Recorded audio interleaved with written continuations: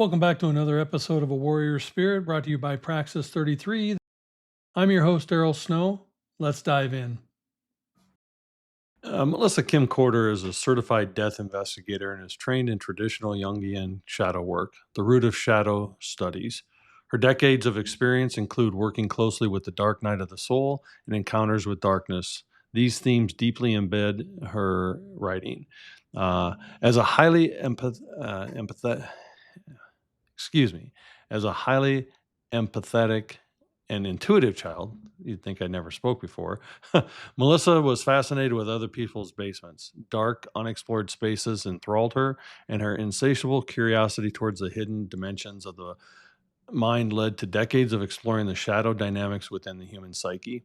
She's the author of Apothecary for the Afflicted, Shadow Work for Invisible Wounds, a creative approach to shadow work through the analysts of dark fairy tales. Her unique writing styles blend psychology with symbolic forms found in film, fairy tales, and forensics. And Melissa, I am going to apologize for that butchered thing. You think after 160 episodes I could get a recording right, but I might actually go back and just redo that when you're not on so I don't embarrass myself. But thank No you for worries. joining me. I appreciate this. I'm always fascinated by people who, at my master's is in psychology, and I know your background is in the psychological. So I'm always fascinated by people who are in that realm.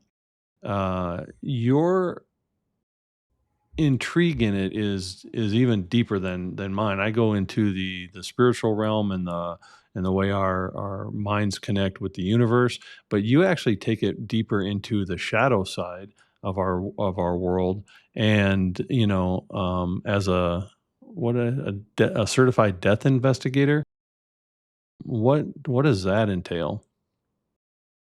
It's pretty intense. So it's great way to begin. First of all, thank you, Daryl, for having me back. It's really a joy to be back here with you.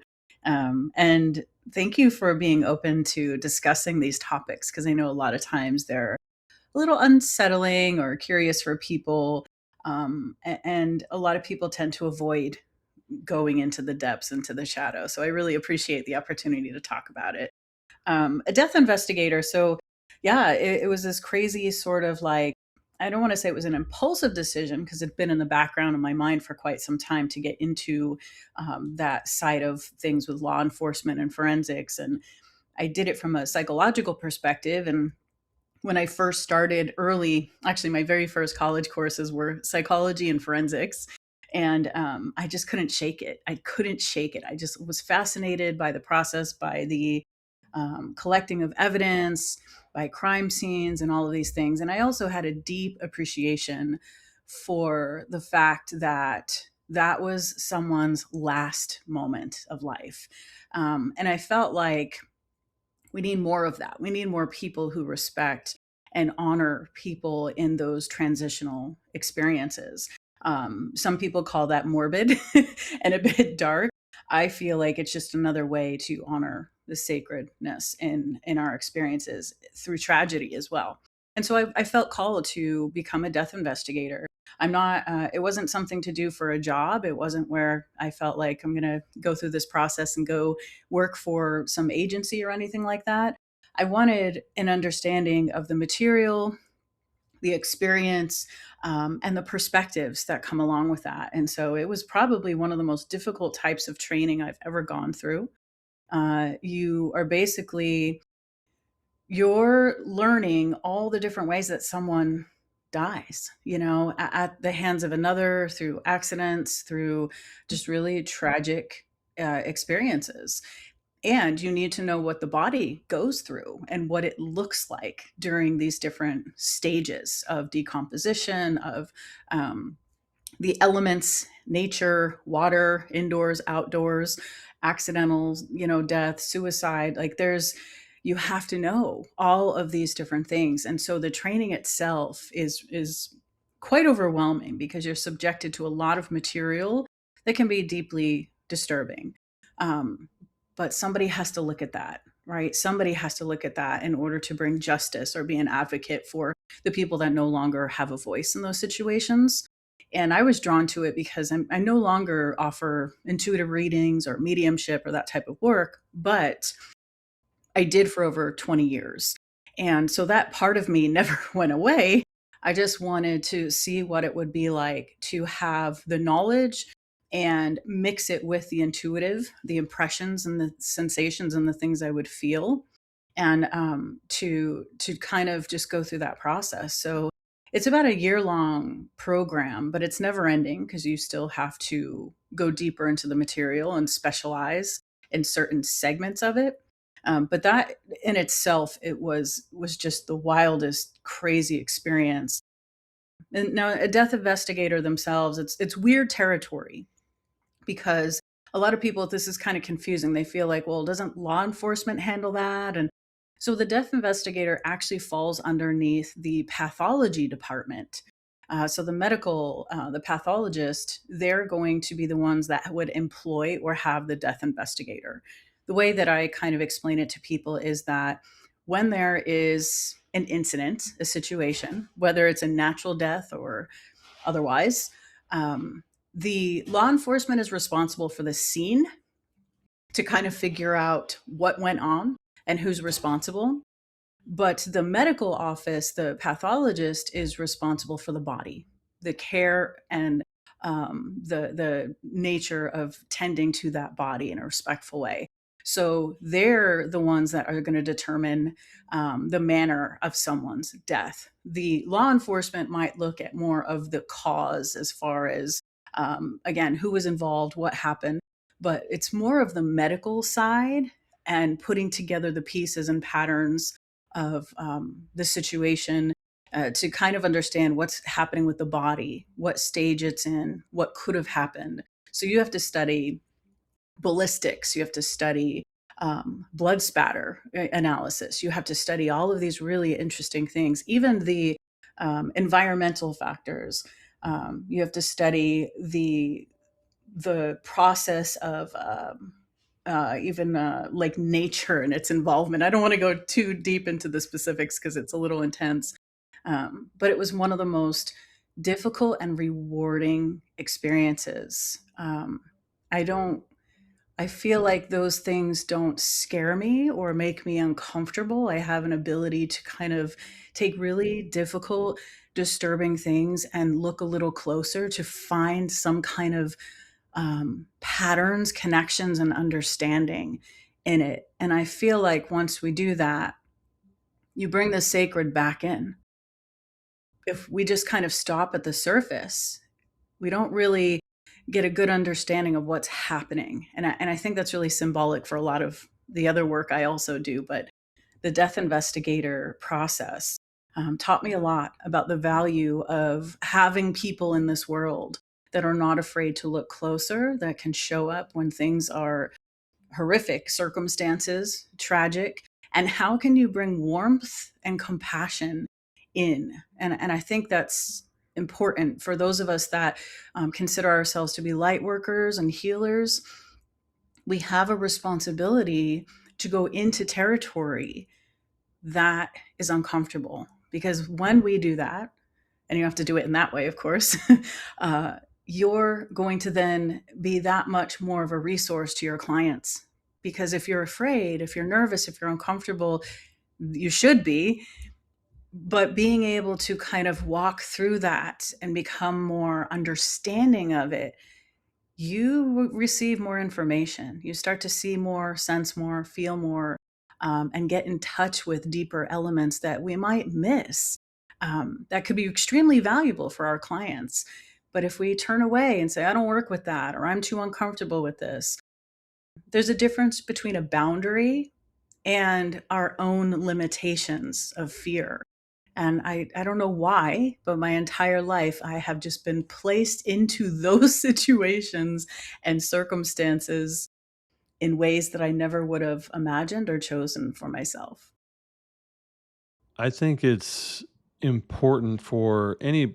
I've been a coach for a very long time. I've helped people, overcome their whatever and move into their passion and their purpose. But over the years and the more I've healed myself, the more I understand that it goes hand in hand with our shadow side. You can do subsurface level healing. You can explore your traumas or your uh, things that have caused you the pain to create your perception of the world and the filters you look at. But it's my experience and the experience I've seen around me, until you go into the shadow side, into the dark side, I don't think true healing really occurs in us anymore because we skate over it. We look at it and we acknowledge it and we understand why, we are hurt or why we're triggered or why we have these things, but we never go and repair them until we really sit with that dark shadow side and really become friends with it. Is kind of a weird concept for people, but to really embrace what has happened and how it no longer empowers you because now you've addressed it. It's like turning a light into your darkness. You can't be controlled by it anymore when it's brought forth. And I think it's really important for people to really get over this aversion to what they view as the macabre, because I I have a very strong faith in God. I have a very close bond. I'm not religious, but I am spiritual and I have my own walk. But anyone who even has that closeness of God understands that there is good and evil. There is light and darkness. You know, not to get into the religious side, but Satan didn't come to this earth because he manifested from below. He fell from above. He lost sight with his light and his connection, and he tried to overcome. And if we don't address that, it becomes problematic in our entire life. And you've worked in this area, you've explored the darkness. You've seen this firsthand. It isn't macabre, it's an understanding of our shadow. Do you agree with half of that? Yeah. Yeah, I do. I know, that's really great, actually. I think you articulated that really well. I think I would just add that even the dualistic nature can be a little tricky, right? Because even shadow isn't negative or bad. So even though if we use the example of just some of the things I was kind of talking about, like tragedy and death and, someone losing their life at the hands of another person, it's very normal and easy for us to label those things not only tragic, but to say there was some type of evil or some type of malevolency going on there. But really, shadow is a vessel. It's not even a negative thing. So the way I like to kind of explain it to people is think of darkness on a spectrum. There's darkness like the night sky and the stillness of those moments. If you've ever had that opportunity, whether just even sitting by a window, where all the lights are out in the house and the moon is maybe shining a little, or maybe not, maybe it's a dark moon, right? A new moon, and everything is so peaceful and still and quiet. There's a sacredness in that. And it certainly isn't malevolent or evil or terrible. But what I do believe, though, is in those moments when we're not dealing with things, or if we're not spending time contemplating, reflecting, slowing down, we could, in those moments, all of a sudden have anxiety or fear rise up, which is why some people have a challenging time sitting in stillness, meditating. It isn't so much that the dark contains these things, it's sometimes just that we are busy, active, running around, avoiding, dismissing, whatever it might be. And so when we finally slow down and sit in those moments, other stuff starts to come up. That's one sort of way I position it. But then darkness is on a spectrum. So not all of the things that we experience of shadow are horrific and terrible. Because the other thing that's important about shadow, and I should preface this to say, I speak about shadow through a very Jungian perspective, which may or may not resonate. And so if it doesn't resonate, just leave it, ignore everything I'm about to say. But through that lens, it's very specific that the shadow is not a negative force. It is not about evil. It isn't about terrible things. It's this vessel, this containing part of us. And the only reason it's called shadow is because it's beneath our conscious awareness. So, all of the amazing gifts, skills, talents, aha moments, cool intuitive insights, all the things you have yet to realize are sitting in shadow. So, let's say 6 months from now, you have this amazing idea. You're like, why have I never thought about this before? It's always kind of been there in the background. How did this just come to being in this moment? Those things were kind of percolating in shadow. So I think that's helpful for those that are nervous or uncomfortable about the language, right? Because when we say darkness and shadow, there's a lot of associations with that, a lot of terminology. And what I believe is we're often projecting a lot of our unconscious fears and desires, again, not just good and bad, but a little bit of everything onto these experiences. And so just even talking about the idea of evil, I had this life-changing experience that made me see that word and that entire concept radically different than I had before. And again, I'm not saying that everybody should feel this way, or if this is not their relationship to the symbols and the terms and the ideas. I think we all can just kind of share from our personal experience. But I was at school and I was kind of given this assignment, which was I was working on my dissertation, and I'm in this beautiful place. The campus is just, there's flowers and it's like perfect weather and it's Santa Barbara and everything is like magical and amazing. And I'm writing about psychopathy in the shadow. So I'm like wandering around this beautiful garden, like talk about duality, right? And my professor had given me a little bit of a nudge to kind of gain more clarity on what it was that I was shaping up for this dissertation. So I'm sitting outside with my notebook. I'm doing a little bit of free writing. I'm surrounded by the birds. There's a water fountain. And I write the word evil on a piece of paper. And when I look at that word, my intuition sometimes does this. This might sound a little weird with those of you that have this happen. You know what I'm saying. The letters kind of rearrange themselves on the page in this strange, intuitive kind of way, where I'm not saying it literally happened, but it like for a minute, it's what it looked like happened.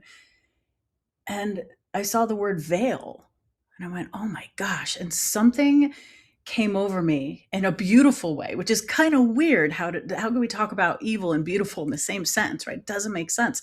And I think that's the point. It's not supposed to. They're experiences. But when I saw the word veil, everything that I started to kind of revisit in my mind, concepts, theories, people, circumstances that I might have labeled evil in the past, I could see my projection. I could see a collective projection. I could see where a bunch of us, myself included, I'm guilty of this too, would unknowingly take our deepest fears about situations and things and put them on that target canvas, whatever you want to call it. And what that does for us is it immediately gives us a sense of safety and distancing from the thing that we're judging or identifying or observing. And so that challenged me to even think about the word evil in a different way. And I think part of that is also informed by my research in psychopathy and narcissism and serial killers and these really interesting parts of shadow. We would say it's one end of the spectrum for sure. And what I've learned is so much about disconnect and how deeply disconnected someone could be to respond in a certain way. And that, I think, is what we are terrified of, that we could become so separate, in a sense, from what we identify as the soul, our higher self, whatever you want to call that. And we recognize that in someone else, and it scares us. So instead of saying it in that way and really feeling the range of confusion and feeling and what it's stirring within us, we go, that's evil. Because then I can be over here. I can feel separate from that. I don't let that into my life. I don't, whatever, right? And it's really kind of interesting to think of it in another way of what it really is scaring me about this situation. Is it the disconnect? Is it the the lack of knowledge or information I have that then makes me think this thing looks a certain way when maybe it's not. So, working with shadow and darkness isn't about focusing on the negative necessarily. It's more about sinking deeper into this idea of understanding. What more is here? What more can I learn? Is there something more for me to see? Now, I also have boundaries when I do this work. I don't glorify these individuals. I'm not saying that I represent some type of, weird side of the true crime world that is amplifying these terrible things, because in doing that work, it's always in the back of my mind that lives were lost for us to learn about this side of humanity. But there's enormous value in that. Anyway, sorry, it's a really long answer to what you were saying, but I think it's interesting to remember that the shadow is many different things to many people, and it is kind of like a mirror. So what we bring toward it is a bit of what we get back. And if we become more open to exploring that reflection, we'll learn more about ourselves through what we think is someone else's terrible action, attitude, belief, or even position on something. And I think that's something that is, not to get political or any of that, but I think that's something that we're seeing brewing, especially in the United States during this time. There's a lot of energy. There's a lot of displacement. There's a lot of miscommunication. There's a lot of intolerance. There's a lot of projection. There's a lot of denial. And we all collectively have responsibility in assimilating this type of shadow material that is unfolding before us. So we're getting a master class in shadow right now, I feel like. Well, I like the imagery that you projected, that shadow is just the hidden, because it is the unknown, and if it is hidden, it is in the darkness, and then therefore shadow. And throughout human history, people have wanted to label and mislabel things they don't understand. Yeah. Human nature for our entire creation has been to fear what we don't understand and thereby label it. And oftentimes we label it as evil or dark or bad because we don't have an understanding of it. And once Exactly. you bring it out of the shadow into the light and create an understanding of it, you're less fearful of it, you're less bothered by it, and you're more able to, even if you don't agree with it, you're still able to at least find some empathy or compassion or understanding of that which before was misunderstood by you. Yeah. Yeah. It's actually a really beautiful way to say that. It's, we all have these experiences of the unknown in different forms. And I know for myself personally, there's moments when that has triggered the crap out of me, where I might not respond as my soulful, grounded, connected self that might show up in a session with a client, or, when I'm feeling safe in my environment and safe in my body. And so, not to judge myself necessarily for those moments, but to say, we never know what something is going to trigger and how we're going to respond. But knowing that potential, I think, allows us to give ourselves a little bit of grace when we do notice something being activated and triggered. And I found that curiosity is such a wonderful way to navigate that.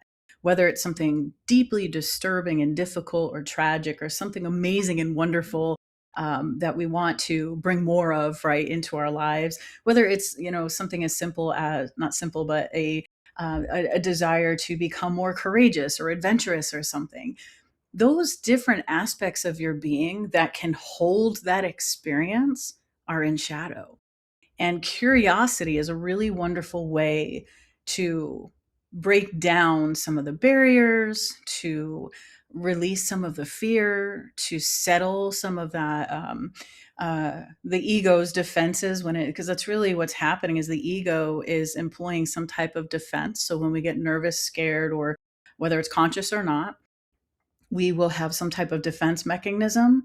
And so projection, uh, happen. We all do it, in different ways. We all have some level of maybe denial, or, there's a lot of different defenses. But we can also do it in positive ways too. Like if you admire someone and you watch them speak and you're like, oh my gosh, I wish I could just articulate things that way. I wish I could show up that way. And you're projecting onto that person the skills, the things that you wish you had, which means they're there because you're drawn to seeing it in someone else. It's there for you to develop. Now, maybe differently than how that person's done it. And that goes same for like some of the really darker shadow qualities. It doesn't mean that we are manifesting and doing things in a way that is identical to the way someone else is maybe expressing, but there is something there for us to learn. And if we can become a bit more gracious in our understanding that we all do this, not only can we spot it more in other people by discovering it in ourselves, but that's where I think some of the power comes from in this work is if we think that by focusing on these things and looking at these things that we're creating more of them, then that might be true for that person. I have never been one to want necessarily to go into some of the things that I do and I have. I was led there. And that changed everything in my perspective around these darker matters and circumstances. And what I've kind of learned is that some of us are truth tellers. And so we don't necessarily want to go explore tragedy or whatever, but I know a lot of people that are drawn to this work that go, I can't tell you why, but I'll just be driving down the freeway and I just all of a sudden will find myself at an accident while someone's dying. Or I'll find myself in this situation where I'm in a restroom and a stranger is just pouring out their heart and soul to me. And I've never seen or met them before, and they're just unburdening their soul. There's situations and circumstances where we are placed where we're meant to be. And I think that we undervalue that and we seem to kind of glorify it when it comes to the positive spiritual side of things. Like, like for example, helping somebody heal something or shift something or some kind of magical, beautiful thing. But we don't necessarily value those of us that are placed in circumstances and situations that are deeply disturbing and unsettling because we too have something of value to offer. And sometimes it's your presence that makes a difference. And so my life, my perspective, everything shifted when I started to look back at my history. Because I used to think, I used to call it my burden of consciousness. I didn't want to see so much. I didn't want to feel so much. I didn't want to know so much about people. I just did. I spent many years trying to figure out what was wrong with me because my intuition would tell me and show me and reveal these things that didn't make logical sense until they did later. And I thought that was meant there was something wrong. And what I've learned from working with shadow and accepting more of that part of myself is that I feel so grateful that I've been placed in these difficult, tragic, terrible circumstances so that I could, on some level, make a difference.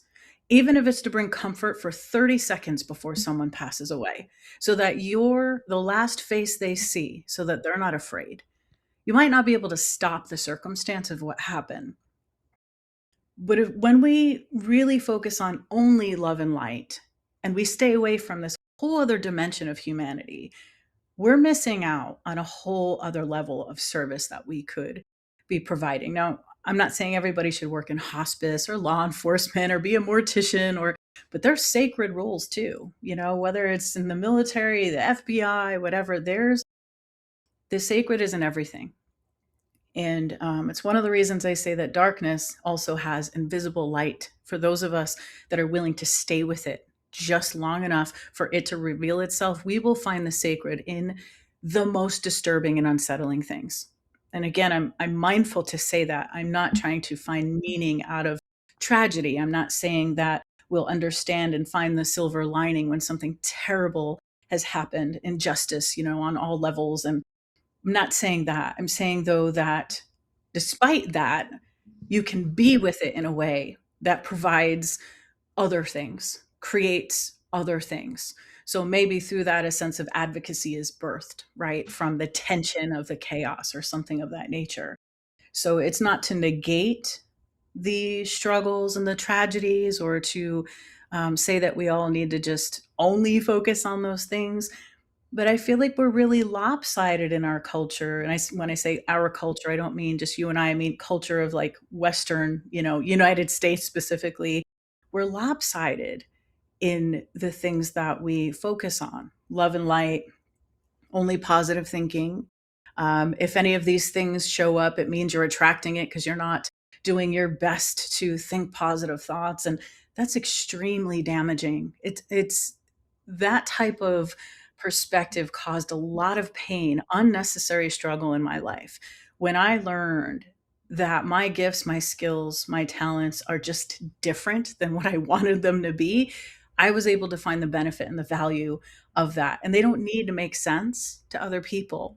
But when I embraced them, I then was able to find the divine, even in the darkness. Um, and it's changed everything. It's how I see all of that has shifted.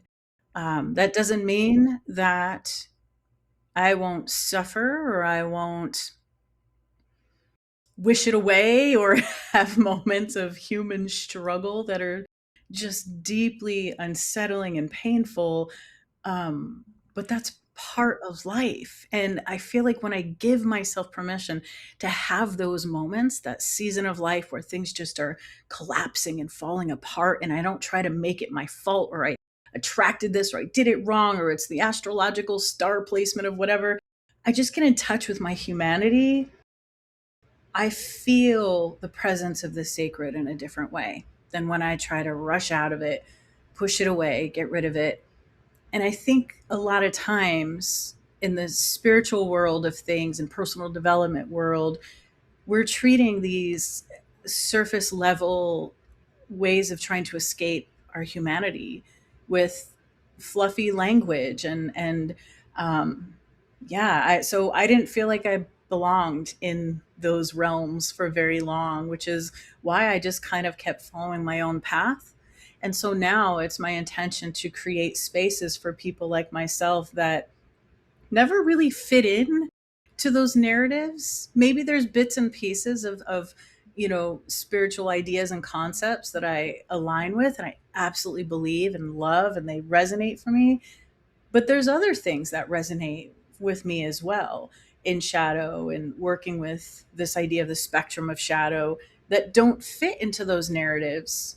And it's important that we have places for all of us that value that, instead of trying to heal it out of us or make it go away or something else. So, But yeah, what you've described is an actual gift that has been given to you by spirit, God, whatever word, entity, ideation someone can connect with. It wasn't just something you studied and became. It was intuitively inside you, and now you're learning yes, to embrace. And even in death or darkness, there has to be compassion and understanding. And thereby, there needs to be beings on this earth who have compassion, empathy, and understanding that can work alongside those and bring them, yes, even in death, bring them to the other side in a sense of peace and calm. There has to be a someone who can sit with the macabre and not be, I don't want to say bothered, but not be bothered by it as much as those who are emotionally in it, so that there can be some understanding of it. Our emotions overcloud our judgment. Our emotions overcloud our rationality, or overcloud our thinking. And so somebody has to be the logic within the emotion to bring clarity and unity into the situation. And that means people like you and others that I know who work in that realm have to exist. And they don't just pick up a book to exist, they are gifted that ability through the grace of God, so that grace and understanding and mercy can happen in all situations, not just in the rainbows and unicorns. but in all of the situations. Beautiful way to say that, and I do believe that. I believe that wholeheartedly. That there are roles and identities and skills that on the surface maybe don't look like a gift or a skill or something that you would even want, but they're there. And you're right about that too, because I, even though I did choose at a later time to kind of more officially study these things and go to school and at different stages of my life, different types of education or training or what have you, um, I felt this same way very clearly at 5, 6, 7 years old. And I don't know if I shared this story. I apologize. So please let me know if I already shared this on the first episode, because it's been a while now and I can't quite recall. But I remember I was just such like a weird little kid, and I don't say weird. And now when I say weird, I mean it in a good way. Like strange is beautiful, and I love all of that. But I was always drawn to these things, even in my like earliest memories. I remember my father, my mother. Oh my gosh, my mother got so mad at my father because he would let me watch like psychological thrillers and horror movies and stuff. And I think the first time I saw The Shining, I think I was like 5 years old, and Oh my I was goodness. obsessed with like Carol Ann from Poltergeist, and I was drawn to these movies that also had this otherworldly sort of quality to them. With children that had abilities or gifts, but had this burden to them, and that's how it was often portrayed in these movies. And I deeply resonated with them. But I would do things as a child. Now, when I look back, I'm like, was that something I overheard, or was that something I intuited? Right? 'Cause sometimes I don't know. But I remember playing this game where I loved the woods. My house was surrounded by woods where I grew up. It also happens to be one of the most haunted roads in the entire country, where they've done movies and films and all sorts of like, articles and things about this area that I grew up in. And even now, years later, the research that I'm doing, I'm finding out more and more. There was this really famous case of this mafia hitman guy called the Iceman back in the 80s or whatever. And he had actually killed over 200 people. And one of the people that he had killed was a friend, my mother's friend's brother. And so I know that conversation had happened in our house. I knew that, like, then one of the other victims was found just like a mile from where I grew up, in the house that I lived in the woods. So there's these very dark, difficult, crazy, tragic things, and a lot of them. And I would get in trouble because there's one memory, it's really kind of, when I look back, I'm like, what was I thinking? But I brought an article into school because we used to do show and tell. And I got in trouble because I wanted, like, everybody's talking about their dog or their pet, or, my father's this, my mother's a teacher, and show and tell. And I have this article about how they found a leg in the river down the street from my house. And I didn't really think about it, but my mother teacher must have called my mother, because she had to sit me down and talk to me and tell me these aren't appropriate things for school, and where did I even get this article, and I cut it out of a newspaper. Like, I don't even know how it happened. I don't remember it that well, but I remember feeling bad. I remember feeling like I was wrong. I remember feeling like I did something that made other people uncomfortable. And even though my logical mind as an adult now recognizes, like, that was just a really bizarre manifestation of your interests. Not everybody's going to understand them. That's for you to pursue. And not everybody has to appreciate that side of life, or things. But it's really damaging when we shut it down ourselves, when we make ourselves wrong or feel bad because other people's responses are showing us that we're making them uncomfortable. That's another theme around this work that I love to work with and help people recognize there's nothing wrong with your sensitivity is a gift, and it will feel like a burden at times. It will sometimes make people so uncomfortable that they will create problems and distance themselves from you because of what you're reflecting in them. it scares them. And so I felt like there was something wrong with me for a long time because I would just say things. I would be around people and I wouldn't think about what I was saying.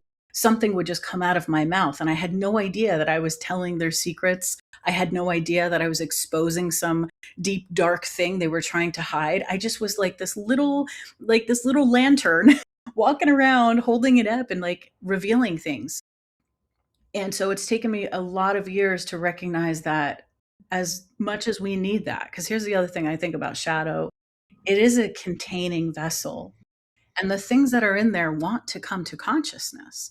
And so there are people like us who help facilitate that, whether we know it or not. And it's not always comfortable or beautiful. Sometimes it's painful to say something very honestly and bluntly and not realize like that other person on the receiving end of that wasn't prepared, wasn't ready, didn't want the world to know that. Maybe they didn't want to see that or recognize it within themselves.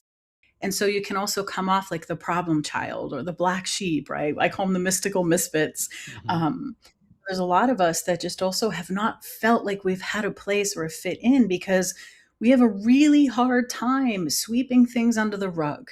I have this conversation with my husband all the time.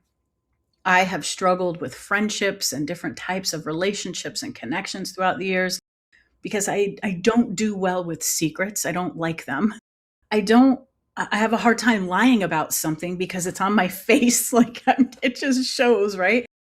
And so authenticity and honesty are my core values, and the people closest to me, I can be really hard on them because I'm not good at letting things slip by. I'm not good at going, "Wait, what was that? What does that mean?" Like, I'm not someone who can't analyze. I always read deeper. I always think deeper, whether I want to or not.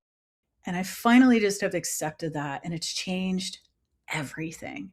Everything.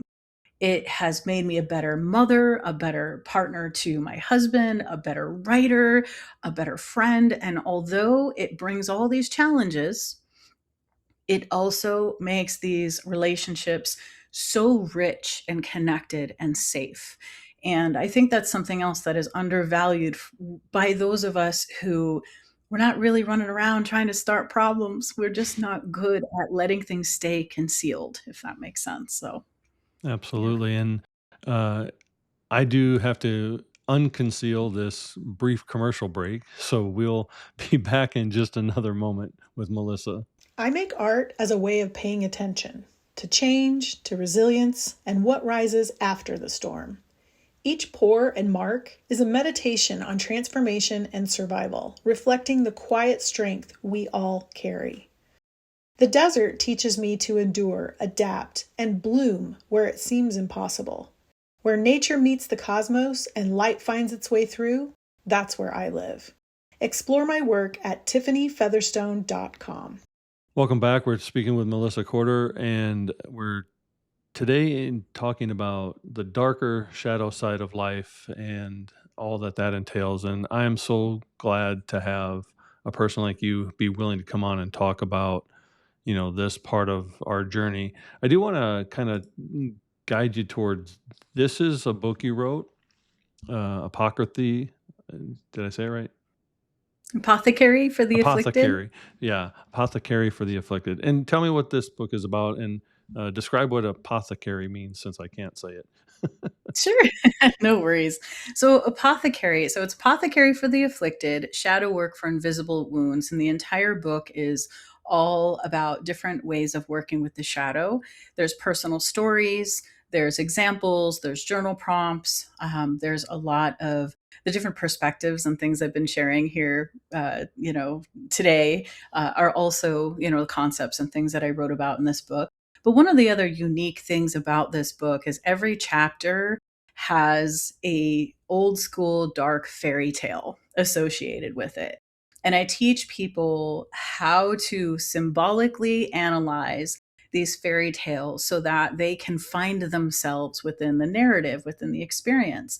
And this has brought so much connection and healing and understanding to my clients by by being able to have a creative way to work with the shadow, to work with the parts of themselves that they're not comfortable with, that they are learning to embrace.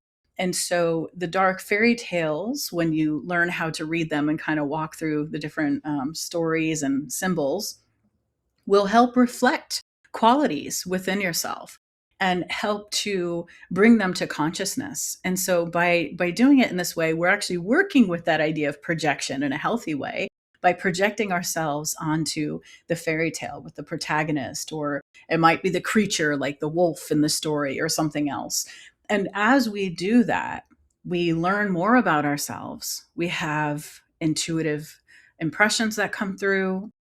We have memories that pop up and surface. We have new ways of seeing things, and that's part of shadow work, is bringing things to consciousness, but also in a way that helps us to break things down, obstacles, barriers, resistance, um, traumatic moments and events. We start to assimilate all of those things that sit in shadow. And sometimes they are obstacles and our blocks, and other times they're talents and skills, things like that, that this energy that wants to be liberated so that we can use it. And so the dark fairy tales are a wonderful way to work with this energy creatively and safely. And so I chose some of my favorite tales. I did a retelling of them so that they have the intensity in. And I also teach people in this book how to write a darkness journal, or how to use a darkness journal. It's really important that we have this container for ourselves that helps us hold things that are really difficult and intense, because we all have intrusive thoughts. We all have some type of compulsion. We all have dreams or nightmares or things we don't understand. And we're not taught in our, again, Western culture, specifically in the United States, we're not taught how to hold these experiences. We're taught that they are pathological and that we need to medicate them away. And so my perspective is these are experiences that we get to work with creatively and intuitively so that we can learn something about ourselves. And usually, as we do that, there is this amazing freedom, this liberation that comes with it. And you no longer feel like there's something wrong with you. Instead, you realize these are opportunities for you to tap very deeply into this creative well of potential and use that energy, which is really your inner power, and to use it differently. And so this entire book, that's what it's all about, with, again, snippets of my personal stories, client experiences, and journal prompts, exercises, things that you can use right away. And you can go as deeply into it as you wish, or you can kind of stay on the surface a little bit and feel more comfortable, but to revisit it over and over and over again. And I'm very proud of this book, really, really proud of this book and the people it's helping. And I'm so grateful for Dr. Cindy Brennan for writing a foreword, and Dr. Stacy Shelby also wrote a foreword, and just amazing women supporting me on this journey. So I'm incredibly grateful for that. Anytime we can find that what we once considered a detriment to our lives is now actually helping many other people in their own lives, it brings a great joy and peace and comfort into our soul, because you are not wrong. Many people who have any type of gift that looks outside the norm of what society says you should have try to hide it, try to downplay it, try to consider it a why me, why me, why is this, why am I the one carrying this burden, when in fact it's preparation for helping so many others in the future. And you did that as well. My beautiful darkness, gifts from the dark goddess. I know that you're sort of filled up with this already, but I do know that it will come out again in 2027 and beyond. So explain what this is or was. Sure. So this is something I do. It's an annual offering, and every year it's a little different. I add some more to it, but it's basically you fill out a questionnaire. So first, when you purchase the product, you it's a customized analysis, And it's being able to work with darkness and shadow in a beautiful way, but it's tailored to you. So once you fill out the questionnaire, which gives me certain information to work with, I'm able to then take that information, which includes some of the ways that you answered questions, some of the core intentions you have, your birthday, different elements that I then sit with. And I choose a dark fairy tale for you to work with for the year. I choose a dark goddess for you to work with for the year. And then I provide other pieces of information in there. So there might be like different shadow aspects, things to look out for, things to work with, the potential of that.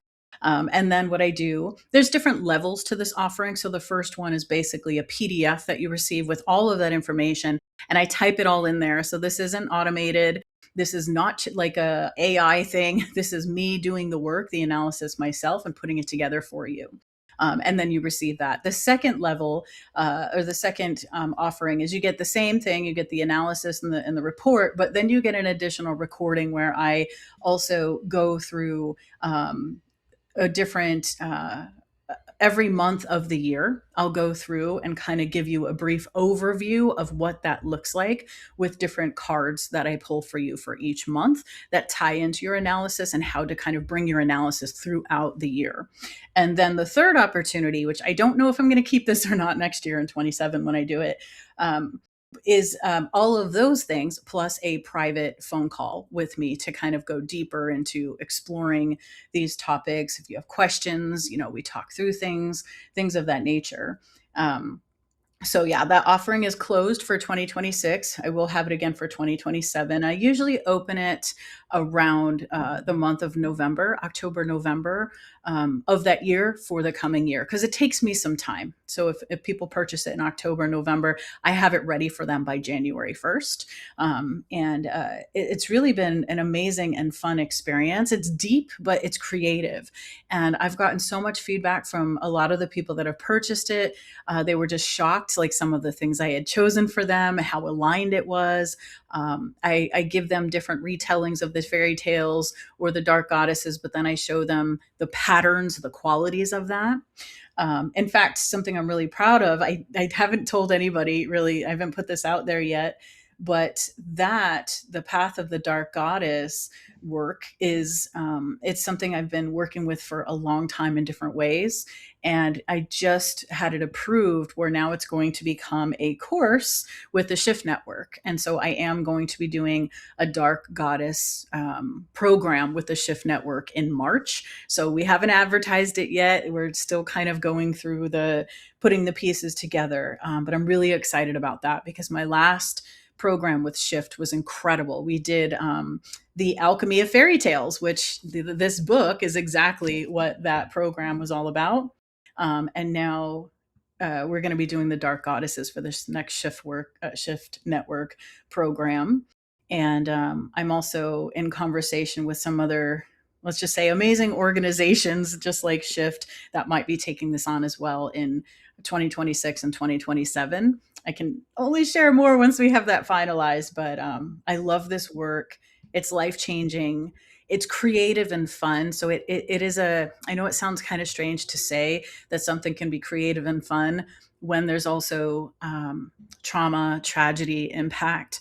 But again, I don't think we can necessarily always stop everything we're going to go through in this life experience, but I do think we can work through it in creative ways that allow us to process and assimilate without it always having to be re-traumatizing or intense in that way. There's a different type of intensity that comes from the creative part by looking at things as symbols instead of only symptoms. And that's a big part of the way that I apply shadow work as well when I work with these experiences.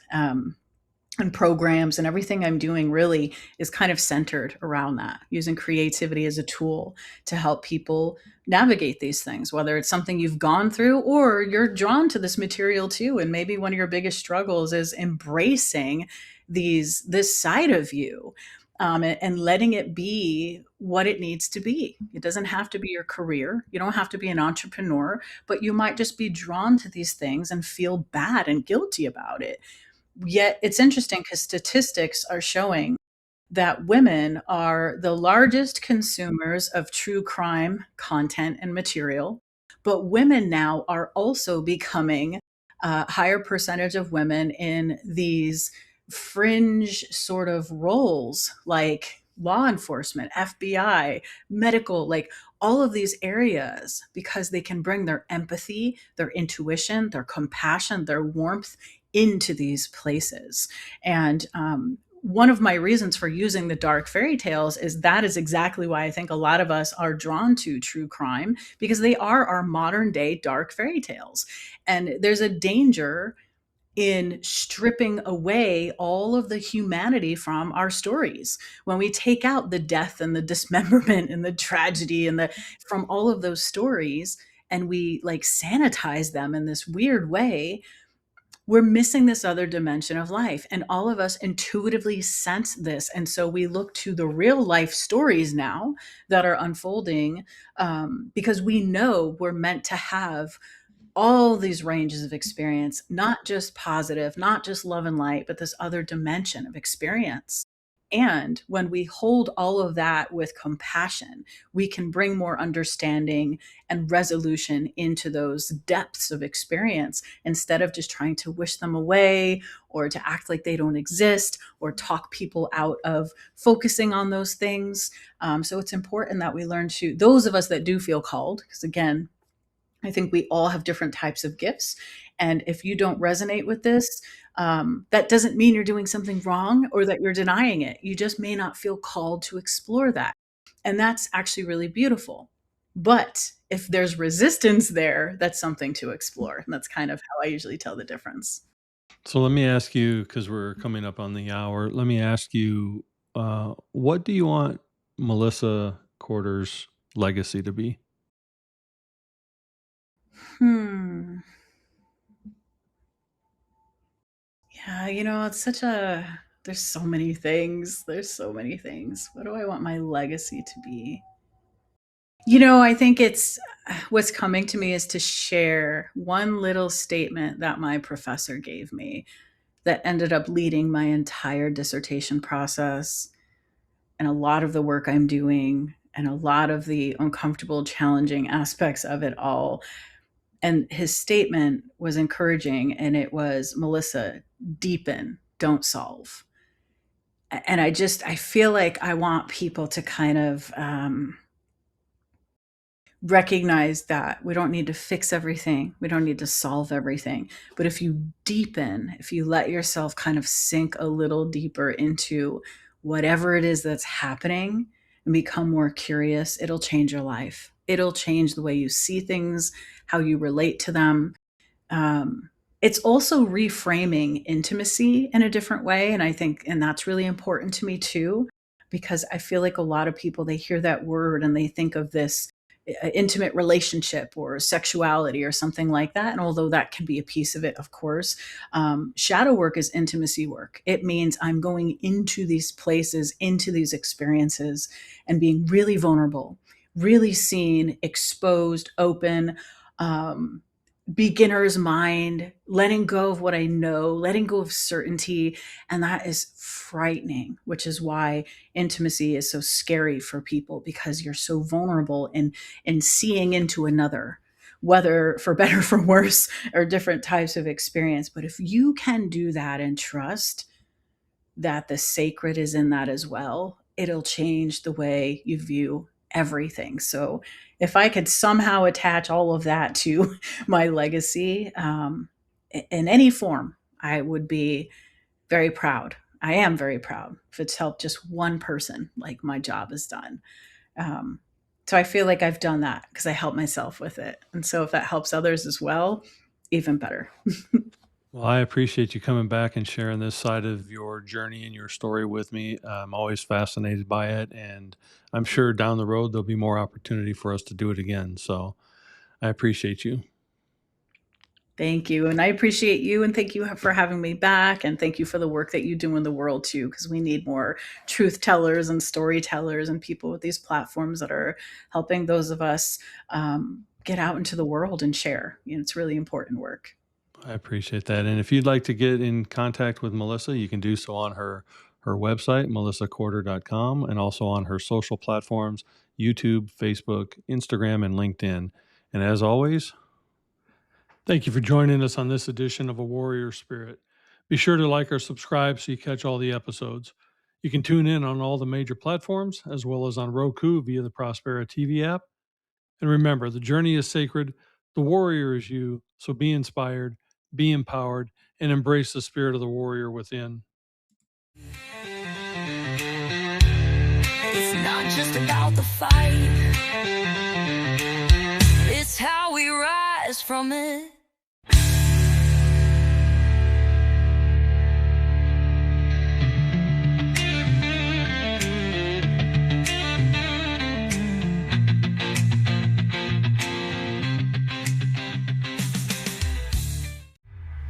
This is your prosperity.